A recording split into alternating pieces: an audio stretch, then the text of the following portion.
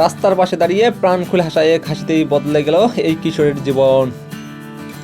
সামাজিক যোগাযোগ মাধ্যমে বিভিন্ন রিলসে গায়ে ময়লা শার্ট ও হাতের চায়ের কাপে নিয়ে হাসি মুখে যে কিশোর দেখা যায়, সে ভারতের মুম্বাইয়ের অরুণ কুমার।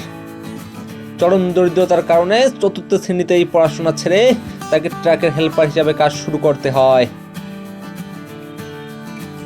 একদিন ট্রাক ধুয়ে কাজ শেষ করার পর ট্রাক চালক নেহেরু আন্নান তাকে একটি জোক শোনান। জোক শুনে চায়ের কাপ হাতে অরুণের এই প্রাণখোলা হাসি মুহূর্তেই ভিডিও করে অনলাইনে শেয়ার করেন নেহেরু। এরপর রাতারাতি বিশ্বজুড়ে ভাইরাল হয় এই অকৃত্রিম হাসি।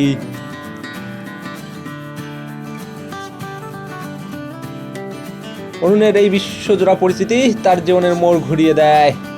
রাজ্য সরকারের হস্তক্ষেপে তার কঠিন সংগ্রামের অবসান ঘটে। ট্রাক হেল্পার থেকে অরুণ এখন নিয়মিত ছাত্র। আগামী বছর তার উচ্চ মাধ্যমিক পরীক্ষা।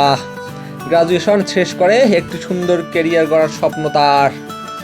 তবে সাফল্যের এই পথে নিজের পথপ্রদর্শক নেহেরু আন্নানকে আজীবন পাশে রাখতে চায় অরুণ।